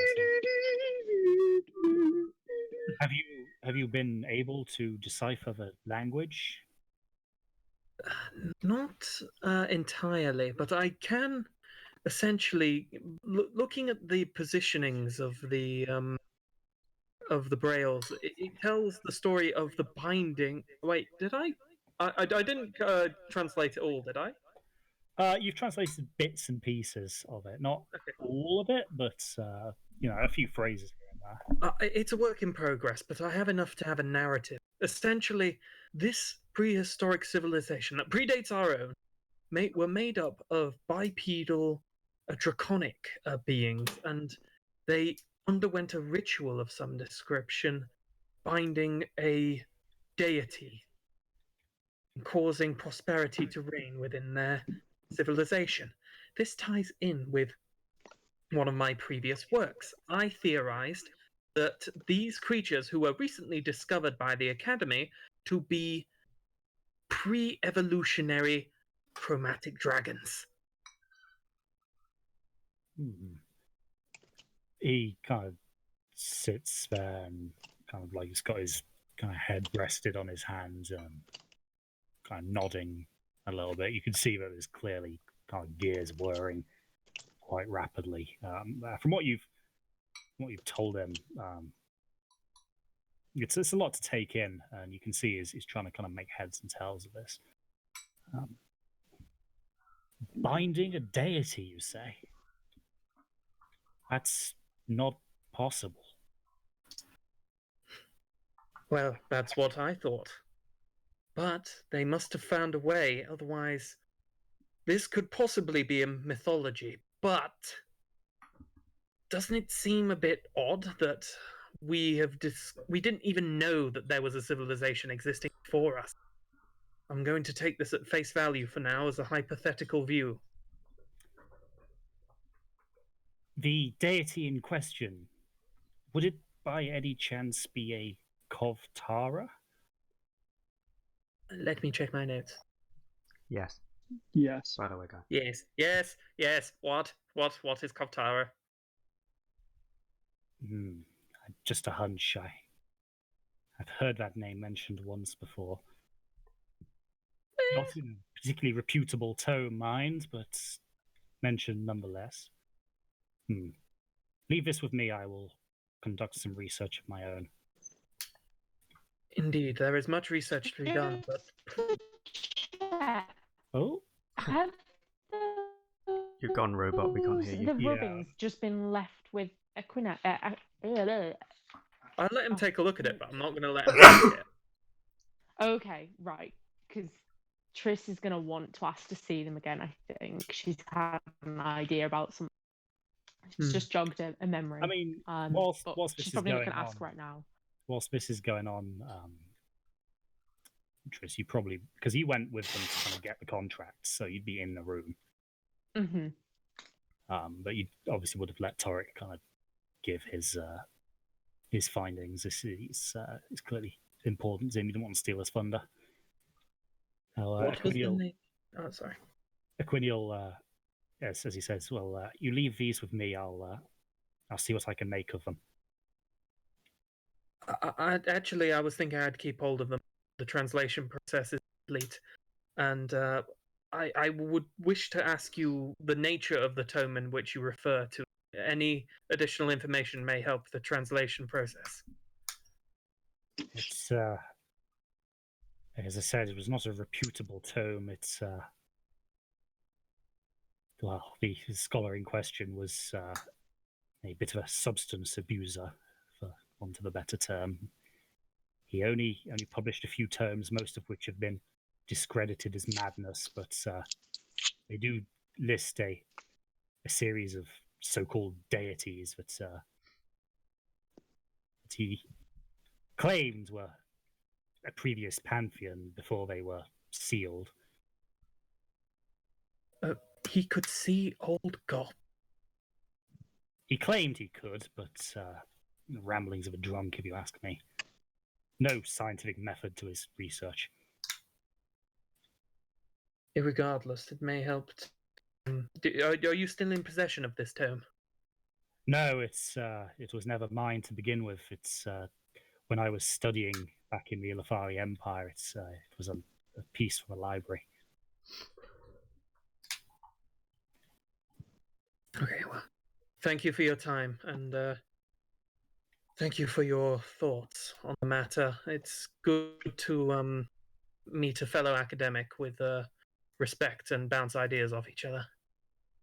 Yes, Torek, it seems that I might have been a bit hasty in judging you.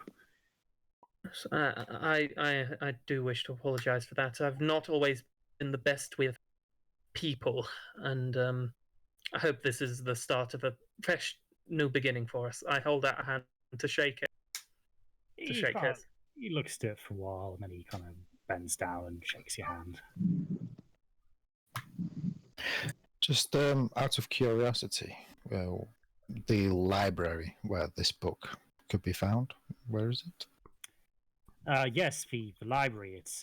This was where I studied in the academy at Olirist. So it's you want to follow me to the map, just this kind of coastal city in the Ilafari Empire. It's been a few decades. I don't know if it'll still be there. If the librarian had any real class, it wouldn't have been there in the first place. But you might get lucky.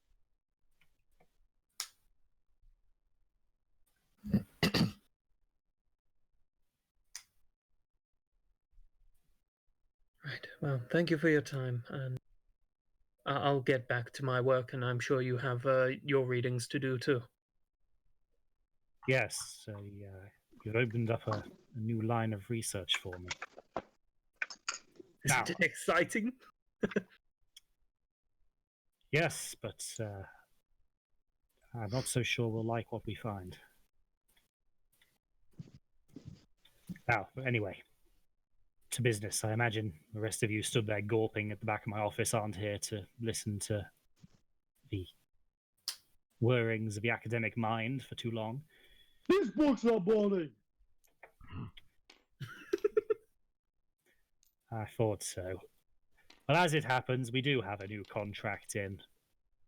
We've had a request from the Kingdom of Parfunis again. A man has gone missing.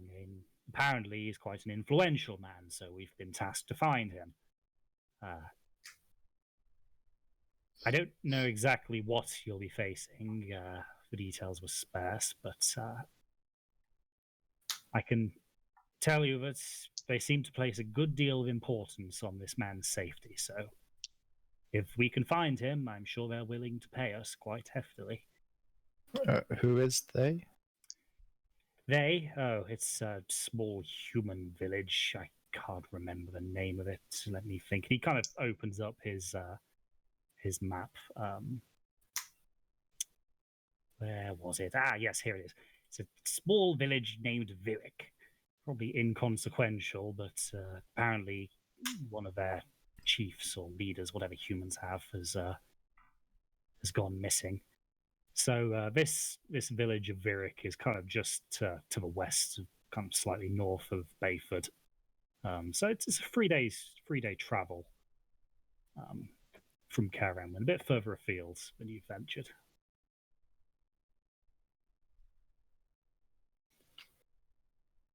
Okay. Is there any other details, or will we find more when we get there? I imagine it's something that would be best explained by those who know more about it. If you go to a village and tell them why you're here, I'm sure they'll fill you in with exactly what has been going on there. Okay. Cool. So by this point, kind of night is drawing in. Equinial is clearly quite keen to go and start looking into what Tarek has just informed him.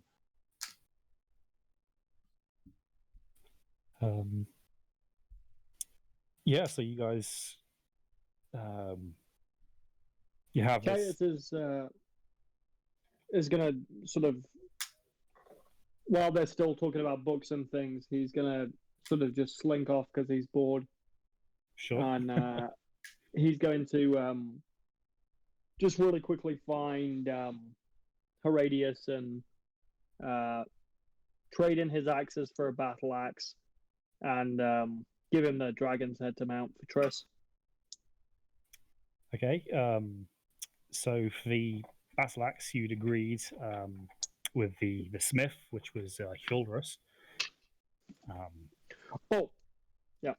So you find your way back over to him. Ah, Titus, happy hunt.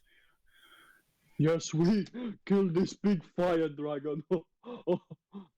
Ah, that'll be a story you'll have to tell me one of these days. But what can I do It was for easy. Dragon was small, Titus was big. you? Well, then I'll definitely have to hear that over a pint or two. But as you can see, I've just quenched the forge. I'm afraid I'm not smithing anything new. Not for today, anyway. I just need axe. Okay, we've already discussed the price, haven't we? Rulin has followed along behind Titus. Yeah. AKA Titus. Titus gives him his full bag of gold. I don't remember. Well, he proceeds to kind of take 50 gold pieces out of it, as well as your I trust him. Like I trust him. So. as well as your two kind of hand axes, and he kind of goes and kind of brings you this this battle axe, and it's beautifully crafted. The handle has some kind of really nice carvings down that act as kind of a grip.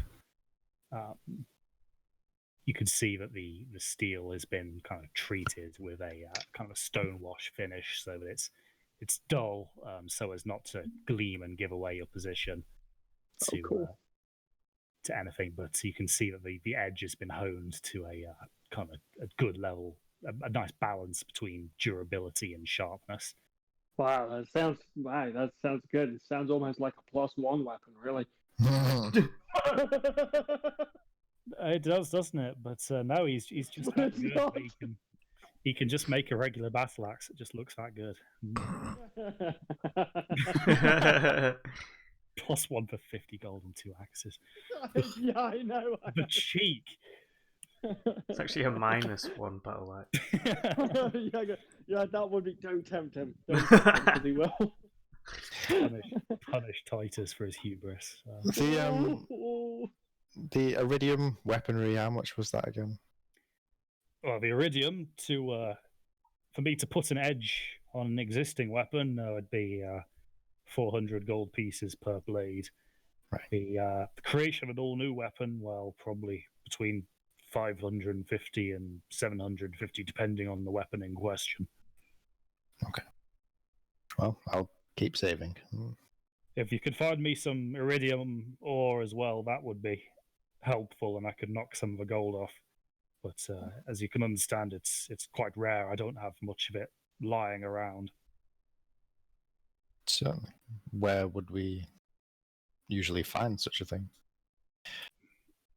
Well, it's usually not found other than the kind of northern clans of Nordhammer. Their mines produce the most of it. Right. Well, thank you. That's no problem. Now, if you'll excuse me, need to wash my hands. Got a full day's worth of soot and crap. I do want to ask him now. Titus sort of wants to, at some point, craft kind of his ultimate work of like all of his years of smithing. He wants to make a big, 300. How the Spartans have those big bronze shields, the badass round shields. He wants to make one of them. So, but he wants to make it for himself. So, like what? Like the bronze and stuff he would need to make it. Well, you're more than welcome to use the forge alongside me when I'm working, but you'll have to source the materials yourself, lad, or else I'll have to charge you for it. How much would this be? So, would you literally want it made out of bronze, or what kind of? Definitely wouldn't be the strongest material available to you by a long shot. Bronze is very easily enchanted, though. To the cost. What would be what would be like a really strong shield? So the kind of the top tier standard you'd be looking at here would be adamantine. Of course, with that would come Right, but that would be a top crazy. tier price tag. How much would that be? So just the material alone would probably set you back best part of 2,000 gold. Ooh. So many, but there are. I mean, you could go for. I mean, the next best thing for kind of like cost effectiveness. I mean, kind of a steel shield would probably be the next best thing. That wouldn't be as expensive. And as Torek says, there is, if he were to commit some time too, he could probably help you enchant it. How much would it be for him to do like a steel version of a? Because I know the one he has was 75 gold, right? So yeah, the one you're using now is kind of wooden. Yeah. Like a kind of an iron kind of frame. Let's see, steel version of this. But like round. More round, you say? I can probably do that to you for 400 gold.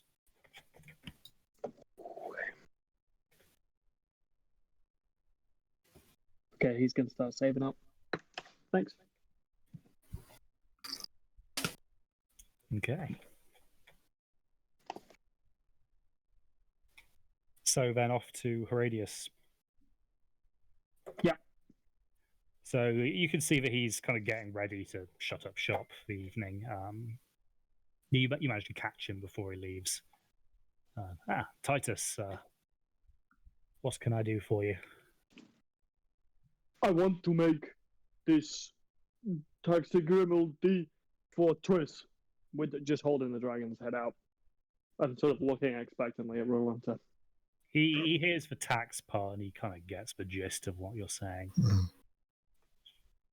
Well, that's a fine specimen you brought me. He kind of takes it off you and kind of plonks it down on the desk in front of him. Kind of looks towards the eye sockets where Triss's Eldritch Blast kind of erupted out of. It's a bit scorched, but I think we can probably hide that with a few bits of touching up. Yes, Titus, I can certainly do that for you. It'll take me a few days. Thank you, Herodias. No problem. Well, if you insist on keeping me my hobby going with these specimens, who am I to turn it down? So you can already see that he's kind of like not really paying attention to you and is kind of focusing on what he's going to be doing to this. You can see that this is probably something that actually really interests him. Cool. Yes, excellent. Come back to me in a few days' time and I'll have this mounted and ready to go. Cool. Alrighty. Anybody else wanting to be doing anything in KRM tonight? Yeah, I think I've got an idea on what I can do, but as we leave, ooh, Oh, and again. Robot Triss engage. Chris is gonna Nope. grab Torek and ask if she ching. Well, that's my intent. Oh, can you hear me? Oh, now we can, Can yeah. now, yeah. Oh, is it? Oh, okay, cool. There we go. Yeah. Triss is gonna grab Torek and see if she can have a look at the etchings that he took of the fountain. She had a thought when they were in there talking to a Quenelle about the languages. She hadn't realised, well, she'd forgotten that Torek hadn't been able to translate everything. oh, okay. Well, Oh god, I can't hear anyone. let's take this to my quarters. I'd rather keep this as under wraps as I can. So, Torek, your quarters are the group barracks. So, make your way in, Triss in tow. I mean, most of the hunters don't really care. They're kind of busy just getting ready to go to sleep. They've, I mean, you pull enough shit that no one really pays attention to it anymore. Excellent. So I lay out the sketchings on the bed for her to look at. Triss is going to try casting. She's got a ritual for comprehend languages. Oh. Yeah, you must be touching the surface on which the words were written. Because it's an etching of the original words, will this still work? They are still words on the paper.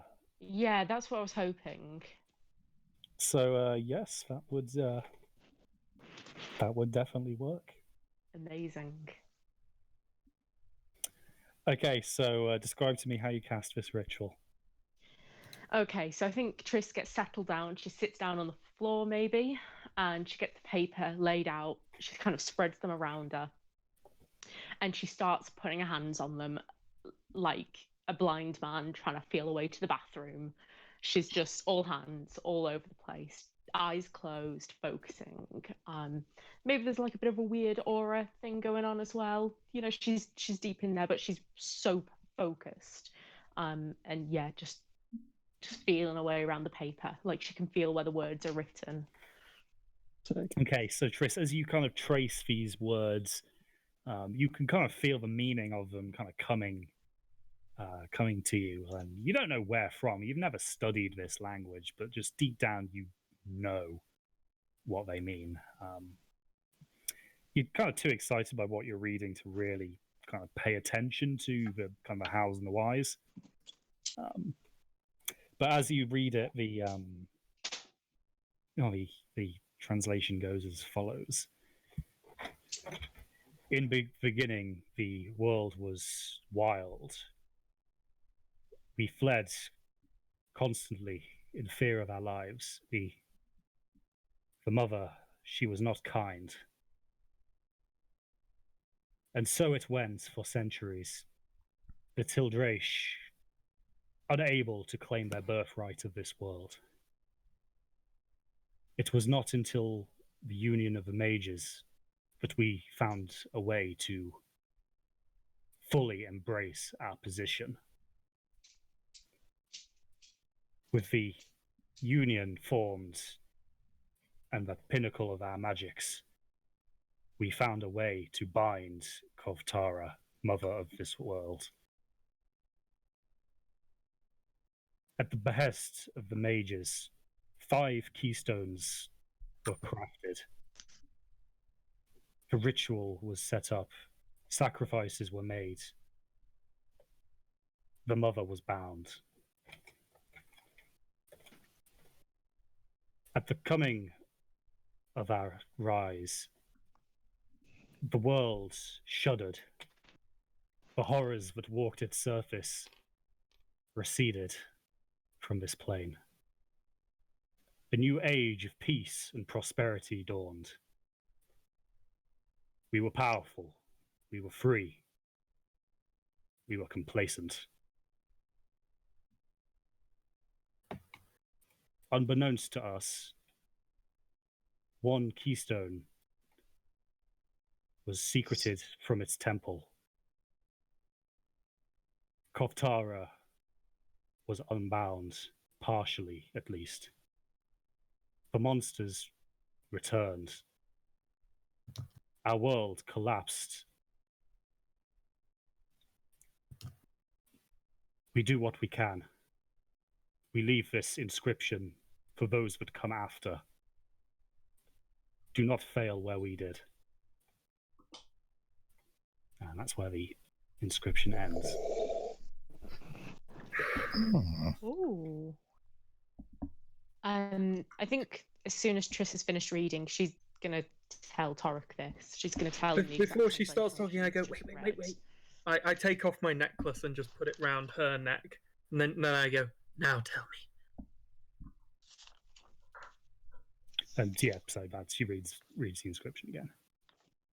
My God. Cool. Torek's going to take up all the sketchings, all the notes relating to the fountain, put them into his puzzle lockbox, locking it, but he's also going to cast a spell on the box. Okay. What He's spell going is to that? cast Arcane Lock. Arcane Lock.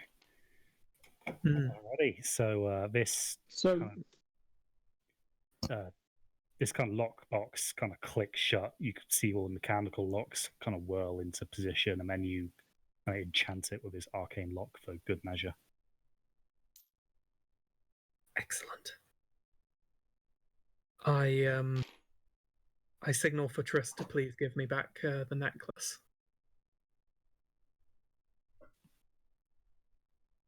Okay. And putting it on, I whisper to her, "The secret word is banana." And the arcane lock will unlocks then at the sound of the word. Okay. So yeah, it's kind of a voice activated lock.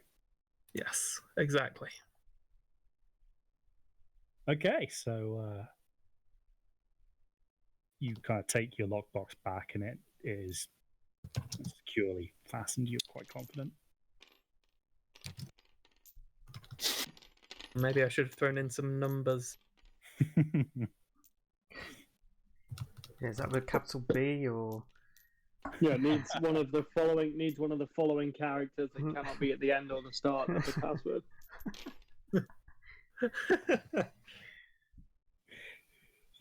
You gotta change it every 6 months, just because people are intent on making you write shit down. Apparently, because that's not at all dangerous. Yep.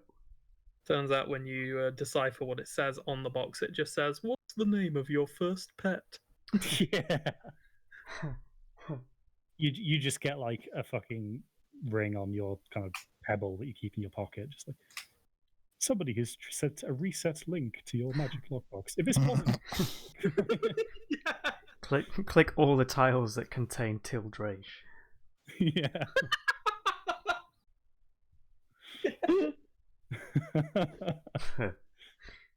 Magic capture. Okay, so yes, you guys have kind of deciphered that now. Remains to be known, are you going to share that information with the rest of them? I think I'll just keep it between me and Triss for now. The magic word, anyway. I feel that if anyone probes our minds for the password, then Triss will probably be the one who would be able to fend off mental intrusion the best.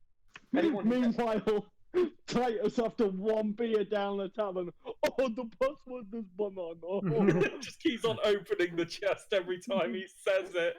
Oh! Shit.